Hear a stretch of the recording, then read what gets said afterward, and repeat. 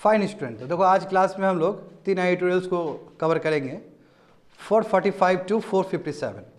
455 में क्या दिया गया है? Social stock exchange. हाँ, कुछ महीना पहले मैंने इसके बारे में जरूर पढ़ाया था तुम लोग को, आज मैं रिमाइंड करवा दूंगा, भूल गया होगा। SSE सोशल स्टॉक एक्सचेंज क्या है और जीरो कूपन और जीरो प्रिंसिपल बॉन्ड क्या है, ये दो चीज़ के बारे में हम लोग पढ़ेंगे। अभी नहीं बताऊंगा, जब उस समय बताएंगे तब कवर करेंगे तो उसी समय बता देंगे। 456 देखो, अभी बिल लाया गया ना चीफ इलेक्शन कमिश्नर और इलेक्शन कमिश्नर के ऊपर कैसे इसका अपॉइंटमेंट हो, तो ये तो लगभग वही है जो पहले हो रहा था। चीफ जस्टिस बोले थे ना कि मेरा भी नाम होना चाहिए उस कमेटी में, तो चीफ जस्टिस को हटा दिया, कोई दिक्कत नहीं, चीफ जस्टिस को हटा दिया, मगर जो स्ट्रक्चर है सेम ही है। पहले प्रेसिडेंट अपॉइंट कर रहा था और अभी भी तो लगभग वही हो जाएगा, तो इसलिए ये गलत चीज़ है, तो उस पर हम लोग चर्चा करेंगे। एंड 457 देखो कि म्यांमार में कुछ डेवलपमेंट हो रहा है, उसका असर इंडिया पर डायरेक्ट पड़ेगा। अब जानते हो कि ऑंग सान सू की का जो सिविलियन गवर्नमेंट था उसको उखाड़ फेंक दिया वहाँ का जुंटा ने, मिलिट्री जिसको हम तत्मादाव भी बोलते हैं, समझो, उसको उखाड़ दिया। अभी मिलिट्री खुद संघर्ष कर रहा है वहाँ पे, क्योंकि वहाँ जो 3 अलग से इंसर्जेंट ग्रुप जो है वो भी मिलिटेंट ग्रुप है। मिलिटेंट, मिलिट्री और मिलिटेंट में अंतर होता है। जो मिलिटेंट ग्रुप है 3 ग्रुप एक साथ आ गया और वो अभी मिलिट्री को परेशान कर रहा है वहाँ का, और वहाँ पे बहुत सारा डेवलपमेंट हो रहा है। तो इंडिया को कॉशियसली यहाँ पे काम करना चाहिए, इंडिया को सावधानी से काम करना चाहिए। अब इंडिया सोचेगा खाली हम जुंटा के साथ ही रिलेशन रखेंगे तो नहीं होगा। देखो चाइना को देखो, चाइना अभी ये तीनों जो कूप किया है ना, तीनों ने जो जगह लिया है, 3 मिलिट्री जो मिल के लिए हैं, 1027 ऑपरेशन भी किया है, अभी मैं बताऊंगा थोड़ी देर में। तो चाइना इन लोग से भी कोलैबोरेट कर रहा है, at the same time junta के साथ भी उसका रिलेशन अच्छा है। तो इंडिया को भी बहुत ही प्रैग्मेटिक तरीके से काम करना चाहिए। हाँ, इंडिया का आलोचना तभी भी बहुत हुआ था जब ऑंग सान सू की का गवर्नमेंट हटा दिया गया, बर्खास्त कर दिया गया, इंडिया कुछ नहीं बोला। हाँ, इंडिया ने कुछ ट्रीटमेंट नहीं दिया। इंडिया बोला चलो ठीक है, मिलिट्री जुंटा आ गया, उसी के साथ हम करेंगे। मिलिट्री रूल किया ना स्टूडेंट, जानते हो ना ऑंग सान सू कैसे गया, फिर मिलिट्री रूल आया। अभी देखो मिलिट्री को तंग किया है 3 इंसर्जेंट ग्रुप ने मिलके, वहाँ का मिलिटेंट ग्रुप ने मिलके। तो इंडिया को यहाँ से कोशिश नहीं करना चाहिए, क्योंकि कुछ भी म्यांमार में हरकत होगा उसका असर डायरेक्ट नॉर्थ ईस्ट पे पड़ेगा। और जानते हो कि मणिपुर पहले ही बंद हो चुका है, तो समझ गए ना, ये विषय हम लोग लेंगे। तो यहाँ पे देखते हैं 455 social stock exchanges and zero coupon zero principal bonds, GS paper 3 economic development, Indian economy and issues relating to planning, mobilisation of resources, growth, development and employment. ये हिंदू बिजनेस पेपर में आया था 13 दिसंबर को। तो मामला क्या है देखो, समझो, सिंपल समझो, पहले कुछ नहीं, पहले बात समझो अच्छे से। जैसे देखो कभी भी कोई आपसे डोनेट मांगता है, बहुत सारा ऑर्गेनाइजेशन है ना भारत में जो डोनेशन पे बेस्ड है, जहाँ पे लोग पैसा देते हैं, उस हिसाब से वो पैसा कलेक्ट करते हैं और वो लोगों के भलाई के लिए खर्च कर रहे होते हैं। मुझे सबसे बड़ा जो शक होता है ऐसे ऑर्गेनाइजेशन पे कि क्या भाई जितना पैसा दे रहे हैं उतना वो लगा रहा है गरीबों के पीछे, हमेशा रहेगा ना। कोई भी डोनेट करने के लिए आता है, कोई भी डोनेट मांगने के लिए, डोनेशन मांगने के लिए आता है, तो हमारा सबसे पहले मन में यही कंटेंशन रहता है कि हम इसको पैसा जो दे रहे हैं क्या ये खर्च करेगा कि मार लेगा बीच में, रहता है ना स्टूडेंट, ये रहता है। क्योंकि ऐसे भारत में अनेकों ऑर्गेनाइजेशन है जो सच में ही पैसा बर्बाद कर देता है, पैसा ले लेता है, करप्शन हो जाता है वहाँ पे। एट द सेम टाइम बहुत सारे ऐसे जेन्युइन ऑर्गेनाइजेशन भी होंगे इंडिया में जो सच में चाहते होंगे कि लोगों का वेलफेयर हो, भला हो। तो फिर कैसे सेपरेट करें ये दोनों को, क्योंकि बहुत सारा जेन्युइन ऑर्गेनाइजेशन भी है, अगर बहुत सारा फेक भी है। तो इसी के लिए एक नया तौर तरीका आया है, इसी को बोलते हैं सोशल स्टॉक एक्सचेंज। अब देखो दोनों जगह, चाहे NSE हो चाहे BSE हो, हमारा स्टॉक मार्केट 2 है ना स्टूडेंट, वही शेयर मार्केट। NSE मतलब जानते हो, NSE और BSE, बॉम्बे स्टॉक एक्सचेंज और नेशनल स्टॉक एक्सचेंज, दोनों में इसको हरी झंडी मिल गया कि दोनों में ये लगा सकता है। ये लगाएगा क्या, क्या करेगा क्या, देखो उसमें लिस्ट हो गया। ऐसे भी लिस्टेड कंपनी सब होता है शेयर मार्केट में लगता है, और उसी का प्राइवेट मार्केट कैपिटलाइजेशन निकाला जाता है। मैं बताया हूँ रिसेंट टाइम में कि मार्केट कैपिटलाइजेशन कैसे निकाला जाता है। एक कंट्री का मार्केट कैपिटलाइजेशन निकालने के लिए जो शेयर मार्केट में जो लिस्टेड कंपनी है, और लिस्टेड कंपनी कौन होता है, हमेशा पब्लिक कंपनी ही लिस्टेड कंपनी होता है, प्राइवेट कंपनी कभी भी लिस्टेड नहीं होगा। और हर पब्लिक कंपनी भी लिस्टेड कंपनी नहीं हो सकता है, जो रजिस्टर्ड किया हो सेबी से वही होगा। बात समझ गए ना। अभी ये तो चलो मार्केट कैपिटलाइजेशन का बात कर दो, उसको एक साइड कर दो, मेन मुद्दा पे आओ। तो तुम नाम से ही समझ जाओगे ये क्या है, सोशल स्टॉक एक्सचेंज है। सोशल शब्द क्यों आया, क्योंकि सोसाइटी के कॉज के लिए मोबिलाइज करेगा ये, और दोनों में बीएसई और एनएसई में दोनों में इसको परमिशन मिल गया। बात समझे? अब देखो इसका अब होगा क्या कि जो बड़ा ऑर्गेनाइजेशन है जिसका नाम आ गया, जिस इस पट्टी में लिस्ट में आ गया, यानी कि सोशल स्टॉक एक्सचेंज अब एनएसई और बीएसई में जिसका अलाउड हो गया, तो वो क्या करेगा, पैसा मोबिलाइज करेगा। पैसा तुम्हारे और मेरे ऐसा आदमी से पैसा मोबिलाइज करेगा। बच्चे लोग यहाँ पे थोड़ा ध्यान दो। यहाँ पे जैसे तुमने कुछ पैसा दिया है, ये सोशल स्टॉक एक्सचेंज में लगाया, फलना फलना कंपनी है, जैसे हम एक कंपनी एक्स कंपनी, हम सोशल स्टॉक एक्सचेंज में आ गए, यानी कि एनएसई और बीएसई के साथ मेरा हो गया एक्सचेंज, मतलब वो ऊपर नीचे जाएंगे। इसमें तुमने पैसा इन्वेस्ट किया, मतलब तुमको भी तो कुछ सेटिस्फैक्शन मिलना चाहिए ना। तुम पैसा लगा रहा है तो उसके लिए तुम्हारे अकाउंट में ना एक क्रेडिट आएगा, क्रेडिट आएगा तुम्हारा। और जैसे ही हम पूरा हमारा जो ऑब्जेक्टिव था कि 1 करोड़ हम कलेक्ट करें, तो 1 करोड़ मेरा कलेक्शन हो गया, तो हम क्या करेंगे, उसके बाद हम खर्च कर देंगे गरीब के ऊपर, गरीब के ऊपर। और उसके बाद हमारा पैसा जो खर्च हुआ उसमें कितना ज़्यादा इफेक्ट पड़ा, इम्पैक्ट पड़ा, इम्पैक्ट असेसमेंट, कि हम जो पैसा लोगों का लिए थे और जो खर्च किए हैं, मेरे खर्च करने की वजह से कितना लोगों को पॉजिटिव हुआ, पॉजिटिव रिजल्ट हुआ, वो सब हम देंगे। और प्लस तुम जितना पैसा हमको दे रहे हो उतना तुम्हारा क्रेडिट जम रहा है, क्रेडिट आ रहा है। इसका मतलब जो तुम पैसा दे रहे हो तुम्हारा क्रेडिट भी आ रहा है, तुमको 1-1 रुपया करके क्रेडिट आ रहा है।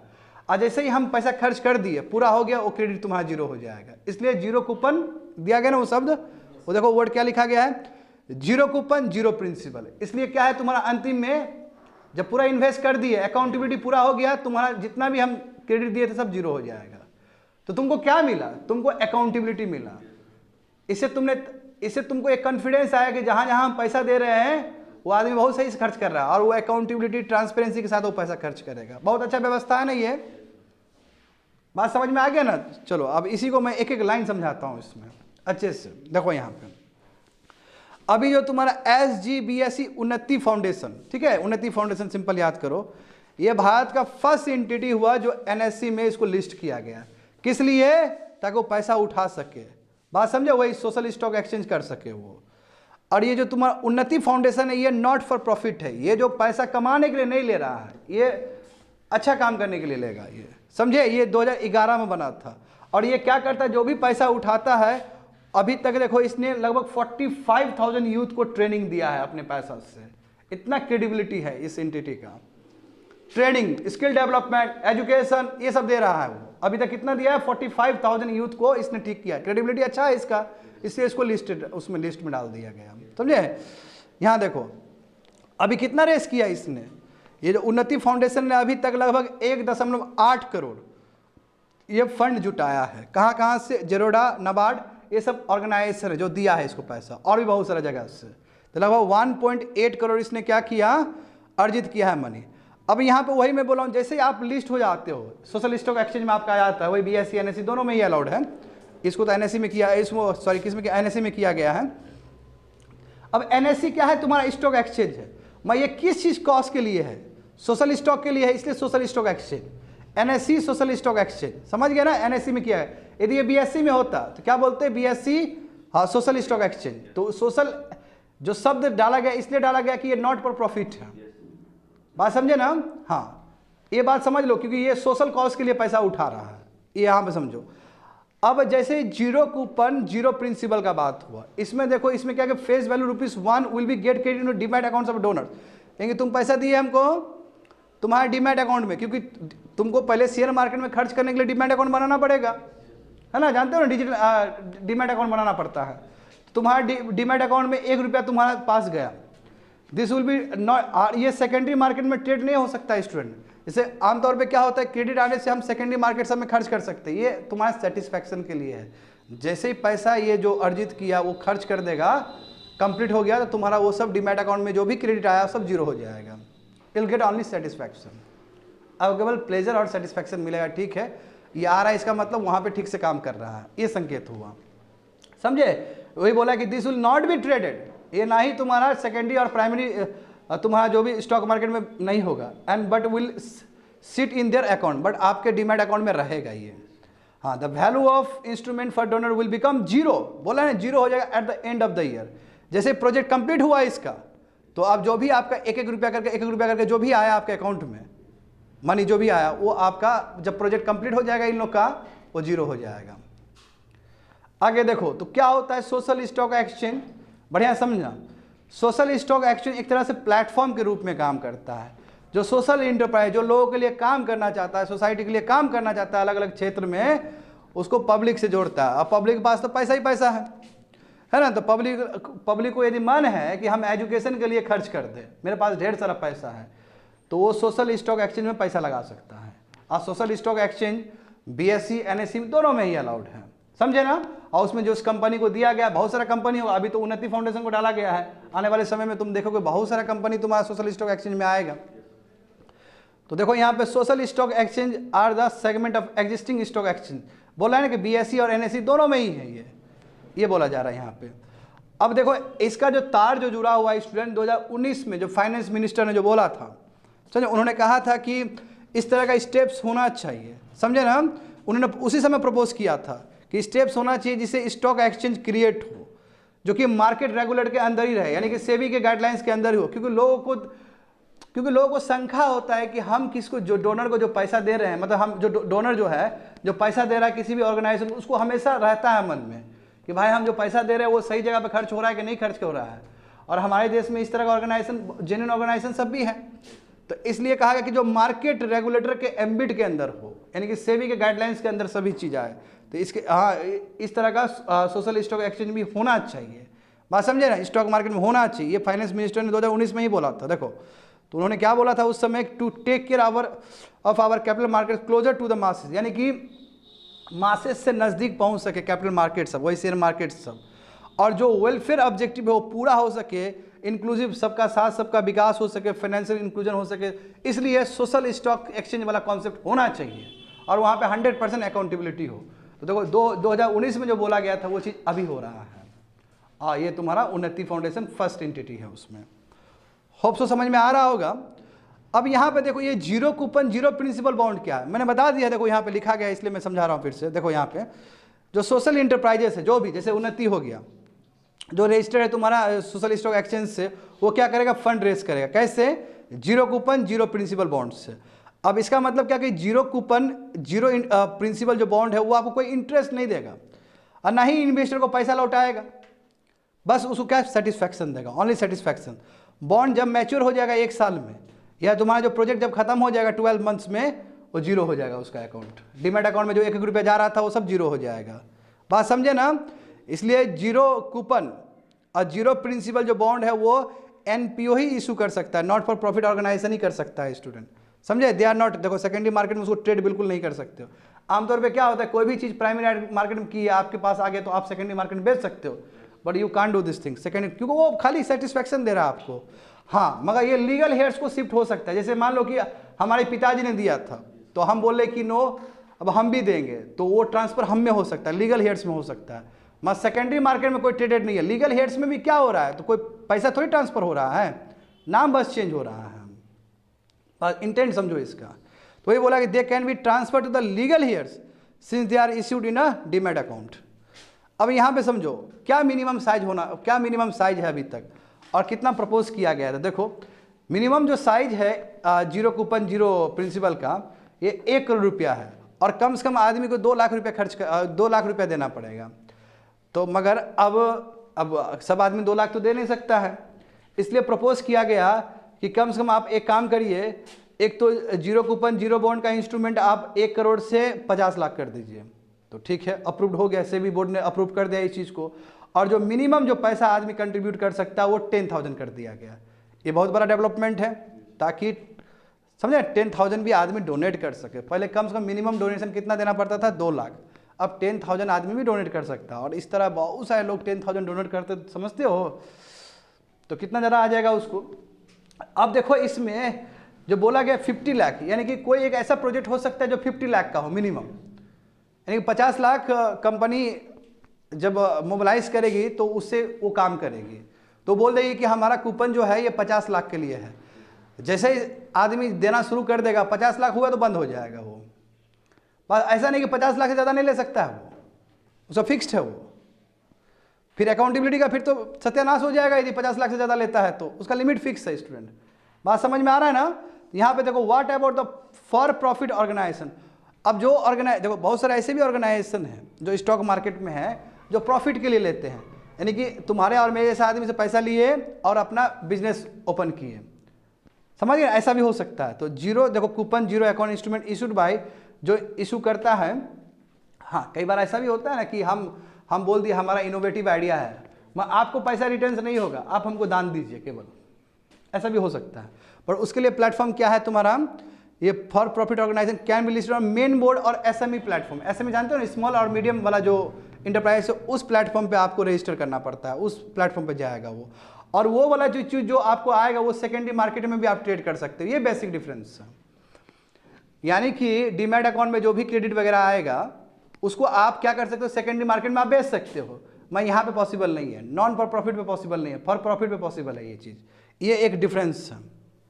आगे देखो, हाँ philanthropic with accountability and transparency. देखो मैंने कहा है ये चीज़ कि यदि ऐसा होता है zero coupon zero principal instrument तुम्हारा सोशल स्टॉक एक्सचेंज में फॉलो किया जा रहा है तो इसका बहुत बेनिफिट है। एक बेनिफिट ये है कि डोनेशन जो हुआ इसमें क्लैरिटी आएगा, ट्रांसपेरेंसी आएगा, कहाँ पे खर्च हो रहा है, कहाँ जा रहा है। जो एंड यूज होगा फंड का उसको बहुत अच्छे से मॉनिटर किया जाएगा और बताया जाएगा कहाँ कहाँ पैसा गया है, समझे स्टूडेंट। और इम्पैक्ट भी बताया जाएगा कि हमारे करने से कितना फ़ायदा हुआ है, सभी चीज़ तो पीपल को पता चल जाएगा इसका ये फ़ायदा होगा। Hence on exchange listing ensure check, इसलिए चेक एंड बैलेंस डिस्क्लोज है कि कहाँ कहाँ से फंड उठाए हैं, जहाँ जहाँ से फंड उठाएंगे उसके डीमैट अकाउंट में पैसा जमा हो जाएगा ना, समझ रहे हो ना, 100 रुपीज़ आ जाएगा ना वहाँ पे। हाँ, और दूसरी बात है कि आपके ऊपर प्रेशर रहेगा कब आपको टाइमलाइन दिया जाएगा, कब आपको यूटिलाइज करना है पैसा को। तो इसलिए स्टूडेंट इसमें ट्रांसपेरेंसी, सोशल ऑडिट सब इन्वॉल्व है। तो इसलिए हम कह सकते हैं कि इस तरह का जो फ्रेमवर्क है सोशल स्टॉक एक्सचेंज, ये हमें ट्रांसपेरेंसी, ट्रस्ट, एफिशिएंसी और कॉस्ट सेविंग है, ये बहुत ही अच्छा है ये, समझे। तो देखो इससे क्या हो गया, फिलैंथ्रोपिस्ट हो गए, इम्पैक्ट इन्वेस्टर हो गए, एनपीओ हो गए, वो सब साथ में आके सोसाइटी का भला कर सकते हैं, सोसाइटी को जस्टिस दे सकते हैं। अच्छा कॉन्सेप्ट है ना ये, बिल्कुल। तो कोई पूछेगा सोशल स्टॉक एक्सचेंज तो बता देना, ये जीरो कूपन जीरो प्रिंसिपल वाला जो बॉन्ड है, इंस्ट्रूमेंट वही बॉन्ड ही है। चलो 456 देखते हैं, GS paper 2 constitution and polity, salient features of the representation of people act. हाँ, इसमें देखो मामला क्या है, what does the constitution say with regard to appointment of election commissioner. अब देखो जहाँ तक सवाल है तो बोला कि अभी प्रेसिडेंट करे, है ना, अपॉइंटमेंट कैसे होना चाहिए, चीफ इलेक्शन कमिश्नर और इलेक्शन कमिश्नर का। अभी जानते हो ना स्ट्रक्चर क्या है, इलेक्शन कमिश्नर ऑफ इंडिया का स्ट्रक्चर क्या है, एक चीफ इलेक्शन कमिश्नर है, दो तुम्हारा इलेक्शन कमिश्नर, 3 है ना, 3 बॉडी का है ये। तो अब यहाँ पे समझो कि संविधान क्या कहता है। हाँ, आर्टिकल 324 देखोगे तो इसमें बताया कि इलेक्शन कमीशन ऑफ इंडिया क्या है, और अभी प्रेजेंट जानते हो मतलब इलेक्शन ईसीआई के अंदर कितना होना चाहिए कंपोजिशन। तो अभी प्रेजेंट जानते हो कि एक सीईसी है चीफ इलेक्शन कमिश्नर और 2 तुम्हारा इलेक्शन कमिश्नर है ना। आप देखो कॉन्स्टिट्यूशन ने कहा है कि अपॉइंटमेंट जो सीईसी और ईसी का होना चाहिए वो अभी प्रेसिडेंट करेंगे subject to the parliamentary law.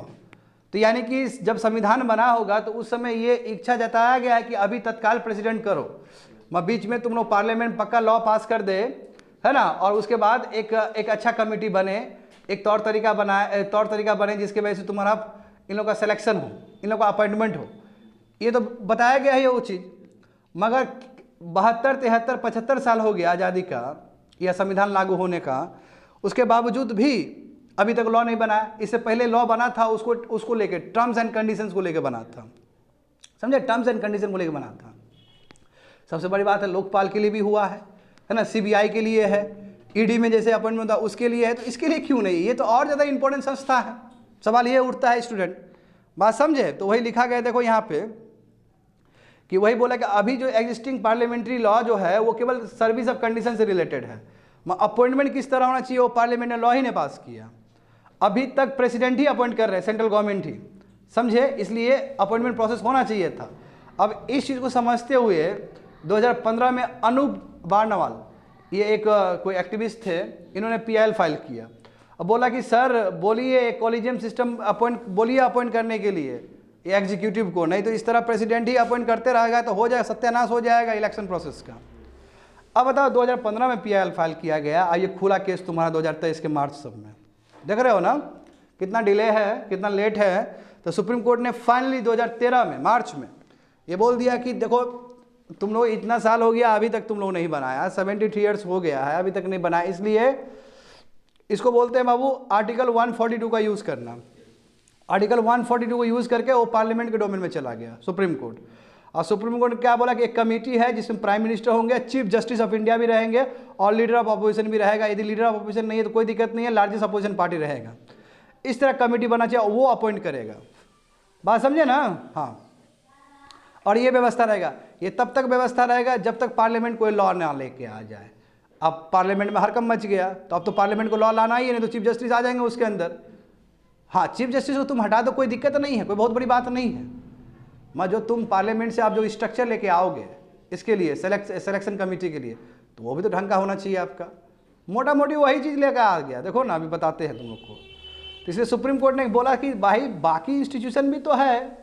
हाँ, वही देखो national and state human rights commission, कितना बढ़िया बात है उसमें, CBI, इंफॉर्मेशन कमीशन, लोकपाल, सब में तो बढ़िया से तौर तरीका है अपॉइंट करने का, इसमें क्यों नहीं, जबकि ये सबसे इंपॉर्टेंट चीज़ है। आगे देखो, तो what were the provision recommendation. अब इससे पहले जितने भी कमेटी बने उसमें क्या बोला गया, किस तरह इलेक्शन कमिश्नर या चीफ इलेक्शन कमिश्नर का अपॉइंटमेंट होना चाहिए, क्या है। जैसे देखो एग्जांपल दिनेश गोस्वामी कमेटी देखो, या फिर तुम लॉ कमीशन का देखो 255th रिपोर्ट देखो। हाँ, जिसने सजेस्ट किया है कि चीफ इलेक्शन कमिश्नर और इलेक्शन कमिश्नर का अपॉइंटेड एक कमेटी करे, उस कमेटी में प्राइम मिनिस्टर स्वयं रहे, हाँ, चीफ जस्टिस भी रहे और लीडर ऑफ अपोजिशन भी रहे या फिर लार्जेस्ट अपोजिशन पार्टी रहे लोकसभा का। ये सेम हूबहू किया ना सुप्रीम कोर्ट ने भी। तो कहने का मतलब यह कि सुप्रीम कोर्ट जब अपना फैसला सुना रहा था कि इस तरह का कमेटी बनना चाहिए, तो पक्का दिनेश गोस्वामी कमेटी को उन्होंने कंसिडर किया होगा, या लॉ कमीशन का जो रिपोर्ट है उसको कंसिडर किया होगा, तभी तो इस तरह का बात की है। हाँ, देखो ग्लोबली देखोगे तो प्रैक्टिस बहुत डिफरेंट है, दुनिया में देखोगे, इंडिया में देखो पूरा गड़बड़ है, बाकी जगह देखो तो बहुत डिफरेंट है। जैसे देखो साउथ अफ्रीका में तो जो प्रेसिडेंट है, ठीक है, और देखो president of the constitutional court वहाँ के अलग अलग डेजिग्नेशन है ये, और representative of human rights court और जेंडर इक्वलिटी, ये सब इन्वॉल्व होते हैं उसको इलेक्शन कमिश्नर को अपॉइंट करने के लिए। यूके में देखो हाउस ऑफ कॉमन्स अप्रूव करता है कैंडिडेट्स को। उसके बाद देखो US में देखो प्रेसिडेंट अपॉइंट करता है, मगर सीनेट कंफर्म करता है उसको।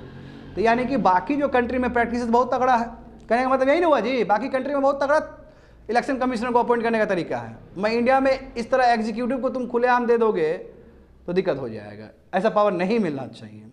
तो इस बार देखो सबसे बड़ा कंटेंशन क्या है कि इस बार हुआ ना पास, ये मतलब प्रोसेस में जो है ये CEC and other EC appointment जो रिलेटेड था बिल 2023, इसमें किस तरह अपॉइंटमेंट प्रोसेस बताया गया। देखो इसमें बताया गया चीफ इलेक्शन कमिश्नर हो चाहे इलेक्शन कमिश्नर हो, इसका जो लेवल होना चाहिए, अवधा जो होना चाहिए, वो कम से कम रैंक ऑफ सेक्रेटरी के बराबर होना चाहिए। सेक्रेटरी जो रैंक होता है ना गवर्नमेंट ऑफ इंडिया का, जो सेक्रेटरी रैंक होता है उसके बराबर पर होना चाहिए, उससे बड़ा होना चाहिए, उससे कम नहीं होना चाहिए। बात समझ गए, नंबर 1 क्राइटेरिया। अब देखो यहाँ पे गड़बड़ हो गया, इसने बोला एक सर्च कमेटी होगा जिसको मिनिस्ट्री ऑफ लॉ, यानी कि मिनिस्ट्री लॉ मिनिस्टर वो सर्च कमेटी को निकालेगा। देखो और वो क्या करेगा, 5 पर्सन्स का पैनल बनाएगा, अब वो सेलेक्ट करेगा चीफ इलेक्शन कमिश्नर और इलेक्शन कमिश्नर को। बात समझ में आ रहा है ना। तो इनिशियल मतलब इनिशिएशन स्टेज क्या है कि लॉ मिनिस्टर एक कमेटी को फॉर्म करेगा, सर्च जिसको बोलेंगे सर्च कमेटी। अब ये सर्च कमेटी क्या करेगा, स्टूडेंट 5 आदमी का पैनल बनाएगा, ठीक है। देखो अब 5 आदमी का पैनल बनाएगा, ठीक है, 5 पर्सन ऑफ, हाँ वही बोला ना, who shall prepare a panel of 5 person. अब the CEC and EC shall be appointed by the president. बताओ अब जो C और EC तो प्रेसिडेंट ही अपॉइंट करेगा, मगर रिकमेंडेशन किसका स्टूडेंट, जो कमेटी में प्राइम मिनिस्टर रहेंगे, लीडर ऑफ अपोजिशन, ठीक है। अब लीडर ऑफ ये नहीं है बाबू, लार्जेस्ट पार्टी नहीं है ये, बीजेपी ये खेलेगा यहाँ पे। बीजेपी हर समय बोलता है ना कि सिंगल लार्ज, ये अपोजिशन तो पार्टी है ही नहीं, अपोजिशन लीडर तो है ही नहीं यहाँ पे, क्योंकि अपोजिशन लीडर होने के लिए कम से कम आपको 10% चाहिए होता है, तो यानी कि 55 सीट चाहिए होता है कम से कम। 55 सीट कोई भी सिंगल पार्टी को नहीं है बीजेपी छोड़ के। तो यदि बीजेपी सच में ही अच्छा चाहता तो इसमें क्लॉज दे देता ना, जैसे दिनेश गोस्वामी कमेटी में देखना स्लैश है कि नहीं, सिंगल लार्जेस्ट पार्टी, ऐसा नहीं दिया उसने। बोला कमेटी क्या प्राइम मिनिस्टर का होना चाहिए, लीडर ऑफ अपोजिशन होना चाहिए लोकसभा का। और तीसरा देखो, तीसरा सबसे बड़ा झोलझाल है, यहाँ पे क्रिटिक्स लोग बोला कि यूनियन मिनिस्टर होना चाहिए, जो कि प्राइम मिनिस्टर खुद अपॉइंट करेगा उसको। तो भाई तो और इसमें यह भी है कि 2-1 से हो जाए तो हो गया, कंसेंसस बेस्ड नहीं है ये। मान लो कि चलो लीडर ऑफ अपोजिशन को तुमने ले भी लाया, चलो आने वाले समय में लेट से कांग्रेस आ गया, लीडर ऑफ अपोजिशन बन गया, लेट से एक कल्पना करते हैं, उसके बाद 2-1 से तुम्हारा एग्जीक्यूटिव जो चाहेगा वही होगा। तो तुम क्या किया, तुम तो सेमी चीज़ को खाली स्ट्रक्चर दे दिया, सेमी चीज़ कंटिन्यू होगा आगे भी। इसलिए लोग बहुत क्रिटिसाइज कर रहे हैं इस लॉ को, समझे, इस बिल को। देखो स्टूडेंट ये प्रॉब्लम है, क्यों? क्योंकि सबसे बड़ा जो विवादित चीज़ है वो थर्ड वाला है, union cabinet minister to be nominated by the prime minister. तो किसी को भी डाल देंगे उसमें। वो कमेटी में 3 मेंबर, प्रधानमंत्री खुद, और उनका अपॉइंट किया गया खुद एक चिंगड़ा, और तीसरा तुम्हारा ये लीडर ऑफ अपोजिशन, वो तो होगा ही नहीं अभी फिलहाल, आगे आएगा भी तो 2-1 से तो हो जाएगा आराम से। तो फिर रहा कहाँ? वो चुनेगा आदमी को, वो चुने कौन कौन बनने लायक। हाँ बिल्कुल, वो सर, हाँ वो सुझाव देगा, हाँ ऐसा कुछ, समझे ना। वो इसलिए तो सर्च कमेटी है। वो बात समझ में आए? समझ में नहीं आया सेकंड पॉइंट क्या? सर्च कमेटी का काम क्या है? जो ministry of who shall prepare a panel of 5 person, वो 5 आदमी को खड़ा करेगा और वो सिलेक्शन कमेटी खोजेगा आदमी को। इसमें 5 आदमी को रखा जाएगा, who shall prepare a panel of 5 person, समझे ना, 5%, ताकि सिलेक्शन कमेटी तक बात जा सके। तो वो आदमी लोग सुझाव देगा कि ये फलना फलना आदमी सब बढ़िया है, इसको बना दीजिए, ऐसा कुछ। The bill removes the CGI। देखो इस बिल ने रिमूव कर दिया, चीफ जस्टिस को हटा दिया ना, ठीक है। और क्योंकि वो अनूप वर्णवाल का जो केस था, PIL था, उसमें भी बोला गया था कि दिनेश गोस्वामी का ही रिकमेंडेशन मानना चाहिए, लॉ कमीशन का। देखो चीफ जस्टिस को हटा दिया गया यहाँ पे। मैं चीफ जस्टिस को हटाया गया, उससे प्रॉब्लम नहीं है। मैं फिर उस समय भी मैंने बोला था ये चीज़, वो उतना बड़ा प्रॉब्लम नहीं है। प्रॉब्लम यहाँ पे वो थर्ड वाला चीज़ से है, union minister nominated by prime minister, वो सबसे विवादित चीज़ है। तो कैसे देखोगे इस प्रेजेंट डेवलपमेंट को? जाहिर सी बात है, ये बिल जो आया है ये केवल ये वही एग्जीक्यूटिव वही सेम ही चीज़ है, इनकमेंट गवर्नमेंट को ही फेवर करेगा, वो है ना, जो सरकार अभी सत्ता में उसी को फेवर करेगा।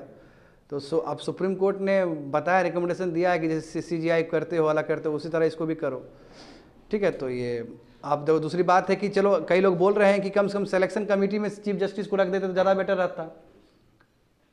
सिलेक्शन कमेटी में यदि चीफ जस्टिस खुद रहते, चलो ठीक है, यहाँ पे नहीं है, 20 सिलेक्शन कमेटी होगा ना, उसमें बोला गया ना 5 आदमी को रखने के लिए, वो 5 आदमी वहाँ पर रहेगा, वो नाम देखेगा कहाँ कहाँ कौन औहदा का आदमी लोग हैं। स्टार्ट कौन करेगा? देखो लॉ मिनिस्टर एक सर्च कमेटी बनाएगा, सर्च कमेटी में 5 धुरंधर लोग सब होंगे, वो नाम सुझाएंगे। तो बोला कि सर्च कमेटी के अंदर ही डाल देते चीफ जस्टिस को। हाँ ये भी बात है, औहदा कम हो जाता। नहीं मतलब लोगों का फेथ रखने के लिए ये, क्योंकि यदि चीफ जस्टिस सर्च कमेटी में भी होंगे तो वो तो नाम एक ही बार, उसका तो एक डायरेक्ट कांटेक्ट हो रहा है, इस सेंस से भी देख सकते हो। तो कहीं ना कहीं पीपल का एक फेथ रहता है कि चलो चीफ जस्टिस इस प्रोसेस में इन्वॉल्व है। ऐसा तो कुछ नहीं हुआ, वही बोल रहा है। देखो तो एक्सपर्ट बोल रहे हैं कि कहीं ना कहीं ये गलत बात है, ठीक है, क्योंकि इलेक्शन जैसे इलेक्शन प्रोसेस अच्छा हो, ट्रांसपेरेंट हो, इसके लिए जो अपॉइंटमेंट प्रोसेस है वो बेटर होना चाहिए। समझ गए ना, वही बात है, देख लेना। अब यहाँ पे देखो, आगे चलो 457 यहाँ पे देखते हैं, fluid and complex situation in Myanmar, India should adopt strategic pragmatism. समझ रहे हो ना, इंडिया को बहुत प्रैक्टिकल अप्रोच के साथ चलना चाहिए, कहने का मतलब ये हुआ। GS paper 2 international relation, India and it's neighbourhood relations. देखो 12 दिसंबर को आया था स्टूडेंट। अब यहाँ पे देखो, तुम जानते हो कि म्यांमार का स्थिति अलग है। म्यांमार में मुश्किल से आंग सान सूकी का गवर्नमेंट आया था, सिविलियन गवर्नमेंट। उस समय भी मिलिट्री का अच्छा खासा ड्यू रिप्रेजेंटेशन था तुम्हारा म्यांमार के पार्लियामेंट में, ये जानते हो। उसके बाद बर्दाश्त नहीं हुआ वहाँ का जुंटा को, वही मिलिट्री को, और उसने मिलिट्री कूप कर दिया और आंग सान सूकी का वो गवर्नमेंट बर्खास्त कर दिया, जेल में डाल दिया, एग्जाइल कर दिया, बर्बाद कर दिया उसको। और अभी स्थिति ऐसा है कि जुंटा के विरोध में ही बहुत सारे इंसर्जेंट ग्रुप सब तैयार हो गया, वहाँ का मिलिट्री ग्रुप सब तैयार हुआ, मिलिटेंट ग्रुप सब तैयार हो गया वहाँ पे, समझे। देखो वही तात्मादाव, देखो मिलिट्री, ये पावरफुल इंस्टीट्यूशन है वहाँ पे, समझे ना। हाँ, और चाइना से भी उसको सपोर्ट मिला है अनडाउटली, क्योंकि चाइना वहाँ पे कैप्यू पोर्ट बनाना चाहता है स्टूडेंट। मैंने तुम लोग को बहुत पहले भी बोला था कि जो चाइना का पॉलिसी देखो, स्ट्रिंग ऑफ पल्स, वहाँ पे कैप्यू पोर्ट वहाँ बैठता है। जैसे हमन टोटा लिया ना, जीबौती का लिया ना, ऐसे करके, हाँ बिल्कुल, तो कैप्यू पोर्ट का था उसका, वही कैप्यू पोर्ट जो कि तुम्हारा वही जहाँ पे रोहिंग्या लोग रहता था, उसी के आसपास से। तो चाइना को लगता है कि देखो उसके बाद म्यांमार तुम्हारा BRI के अंदर आता है, बेल्ट एंड रोड इनिशिएटिव, इसलिए चाइना का इंटरेस्ट बहुत ज़्यादा रहेगा वहाँ पे। अब देखो तुम खुद देखो, पाकिस्तान से पास हुआ चाइना पाकिस्तान इकोनॉमिक कॉरिडोर, याद होगा तुम लोगों को, CPEC जो $46 बिलियन का तुम्हारा प्रोजेक्ट था। तो वहाँ पे यदि कोई भी दिक्कत हो जाएगा, टेररिस्ट अटैक हो जाएगा, तो चाइना को दिक्कत होगा ना स्टूडेंट, तो चाइना क्या करेगा, चालाकी से टेररिस्ट ऑर्गेनाइजेशन के साथ भी मिल जाएगा वो, ताकि उसका जो इकोनॉमिक इंटरेस्ट है उसमें कोई दिक्कत ना हो। और सेम चीज यहाँ पे मैं बोल रहा हूँ, ऐसा मैं आशा जता रहा हूँ उधर करेगा, क्योंकि यहाँ म्यांमार में किया गया है। अब देखो यहाँ पे जो इंसर्जेंट ग्रुप है, 3 ब्रदरहुड अलायंस हुआ है, तीनों अलग अलग ग्रुप एक साथ आए, उसको बोलते हैं 3BA, ठीक है। और ये देखो जो हमारा भारत का जो बॉर्डर एरियाज है, चाइना का जो बॉर्डर एरियाज है, वहाँ पे प्रोएक्टिव है, ये समझ गए ना, बहुत प्रोएक्टिव है। अब यहाँ पे देखते हैं क्या होता है 3BA और ऑपरेशन 1027 क्या है, बढ़िया समझना है इस चीज़ को। Over the past several months, बहुत सारे, हाँ लगभग 4-5 महीना से स्टूडेंट, वहाँ का जो 3 आर्मी है, ये सब मिलिटेंट है स्टूडेंट, ठीक है, ये रिकॉग्नाइज्ड आर्मी सब नहीं है, खुद बनाया है ये लोग। Myanmar National Democratic Alliance Army, Ta'ang National Liberation Army और अराकन आर्मी, ये 3 आर्मी एक साथ मिल गया, इसी को बोलते हैं 3BA। बात समझ गए, तीनों मिल गया और इसने एक ऑपरेशन को अंजाम दिया, 1027 ऑपरेशन का नाम है ये। इसके अंतर्गत क्या हुआ कि जो सैन स्टेट है, वहाँ का एक जगह है, उसको कैप्चर कर लिया। और लोग ये भी बोल रहे कि ये कैप्चर करने में चाइना ने खुद हेल्प किया है उसको, क्योंकि मिलिट्री के अगेंस्ट कैसे कैप्चर कर सकता था, बड़ा सवाल ये है। मिलिट्री खुद जीने नहीं देगा उसको, तो पक्का चाइना का इन्वॉल्वमेंट हुआ है। इसका रीजन क्या है, क्योंकि वो जो जगह सैन स्टेट है वो बहुत ही क्रिटिकल इंटरपोर्ट है तुम्हारा BRI रूट का, यानी कि BRI रूट का बहुत इंपॉर्टेंट हिस्सा है स्टूडेंट सैन स्टेट, समझे। और इंटरपोर्ट एक पोर्ट है वहाँ पे, जहाँ पे एक्सपोर्ट और इंपोर्ट होता है, तो चाइना का इंटरेस्ट तो वहाँ इन्वॉल्व है।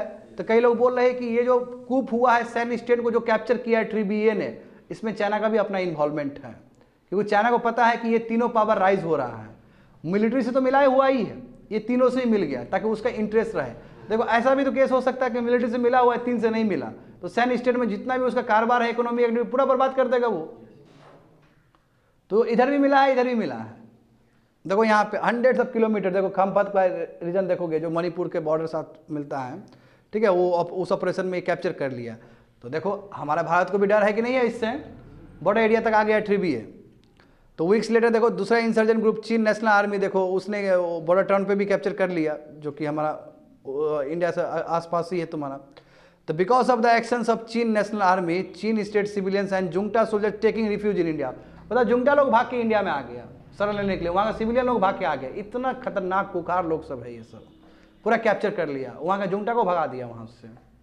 तो समझ रहे हो ना बात को। तो एक तो मिलिट्री, ये हमारा जो रिफ्यूजी वाला भी प्रॉब्लम हो जाएगा। और देखो याद करो, नॉर्थ ईस्ट इंसर्जेंट ग्रुप के लिए जाना जाता है बाबू। यदि इस तरह का इंसर्जेंट यहाँ पे होगा, हमारे म्यांमार मिजोरम का जो बाउंड्री है उसके आसपास होगा, तो फर्क पड़ेगा हमें भी, समझे। एक ये what were the potential taken by, देखो पोजीशन टेकन बाय यूएस से China and India when army, जब मिलिट्री कूप हुआ वहाँ पे, जुंगटा ने जब लिया था, तो उस समय क्या क्या स्टैंड लिया है बड़े बड़े कंट्री ने। यूनाइटेड स्टेट्स ने तो सैंक्शन लगा दिया, मगर कोई फर्क नहीं पड़ा उसको, क्योंकि चाइना तो साथ में था ही। चाइना का तो बहुत ज़्यादा अच्छा रिलेशन है जुंगटा के साथ, वही मिलिट्री के साथ उसका। और इंडिया तो वही ट्रेडिशनल रिलेशन रखा। ऑंग सान सू की बर्खास्त हो गई, उसके बाद भी इंडिया ने कोई कमेंट नहीं दिया। इंडिया बोला कि उधर कमेंट देंगे तो हमारा नॉर्थ ईस्ट में दिक्कत होगा, इसलिए चुपचाप जुंगटा के साथ चलते हैं। बात समझे ना। मगर अब क्या करेगा, अब तो जुंगटा को भी दिक्कत हो गया, जैसे चाइना कर रहा है। इसमें एसेंस यही कि चाइना जो प्रैग्मेटिक अप्रोच कर रहा है, इंडिया को भी करना पड़ेगा। क्योंकि जानते हो तुम लोग स्टूडेंट, हमारा भी तो ट्राइलेटरल हाईवे प्रोजेक्ट वहाँ पे बात था बनने का, जो तुम्हारा उधर से पास होता है ना म्यांमार से, हाँ याद है ना, ट्राइलेटरल हाईवे, जो कि बहुत स्नेल पेस पे चल रहा है अभी। तो फिर कैसे वो प्रोजेक्ट कंटेम्पलेट होगा, ये जरा बताना। ट्राइलेटरल हाईवे बच्चे, हाँ कलादान भी था ना इधर प्रोजेक्ट, हाँ सितवे जा रहा था। तो बहुत इंपॉर्टेंट है कि नहीं है म्यांमार हमारे लिए, उस सेंस से। देखो वहाँ पे देखो चाइना क्या कर रहा है, देखो maintaining it's outreach with multiple insurgent group, देखो कर रहा है कि नहीं कर रहा है, वही हम बोल रहे थे। तो चाइना देखो कितना चालाक है, चाइना ये मल्टीपल इंसर्जेंट ग्रुप से भी तुम्हारा कांटेक्ट कर रहा है, ताकि मेन चीज़ उसका क्या है, इकोनॉमिक इंटरेस्ट, समझे। इकोनॉमिक इंटरेस्ट को बचाना चाहता है क्योंकि BRI वाला है वो चीज़, सैन स्टेट इंपॉर्टेंट है उसके लिए, इंटरपोर्ट है वहाँ पे। ऑपरेशन 1027 कई लोग तो बोलते हैं ये बिना चाइनीज सपोर्ट का हुआ ही नहीं होगा, ये चाइना का सपोर्ट है। अब बताओ, चाइना जुंगटा के साथ भी रिलेशन रख रहा है, 3BA के साथ भी रख रहा है, क्योंकि प्रैग्मेटिक अप्रोच के साथ चल रहा है वो। देखो तो China is in pole position because of its large trade. तो चाइना देखो तुमको इस तरह का देखेगा क्योंकि उसका बहुत ज़्यादा ह्यूज इन्वेस्टमेंट है, समझे। तो वही देखो चाइना का जो स्टेप है वो देख सकते हो कि ज़्यादातर ट्रेड को लेके है। और जहाँ अब रिसेंट टाइम में चाइना का ट्रेड बहुत ज़्यादा म्यांमार से बढ़ा है, इंडिया तो बहुत पीछे है ट्रेड के मामला में। हमारा देखो वही जो स्नेल पे से चल रहा है ना, एशियन हाईवे जो बोले थे वही ट्राइलेटरल हाईवे बहुत कमज़ोर चल रहा है। दूसरा बात है कि हमारा मणिपुर में क्राइसिस भी आ चुका है, मणिपुर कितना ज़्यादा बंद हुआ है। तो अभी इंडिया को थोड़ा कॉशियसली चलना चाहिए, है ना। देखो यहाँ पे India needs to adopt strategic, इसलिए हम लोग का स्ट्रेटेजिक प्रैग्मेटिज्म होना चाहिए, एकदम प्रैक्टिकल अप्रोच के साथ होना चाहिए। तो हमें भी चाइना के साथ जो ऑथर ने कहा है, जैसे चाइना ने किया है, हमें भी प्रैग्मेटिक अप्रोच के साथ चलना चाहिए। अदरवाइज हमारा जो कुछ भी नेबर में होगा तो नॉर्थ ईस्ट को बहुत ज़्यादा असर पड़ेगा। That's it, complete.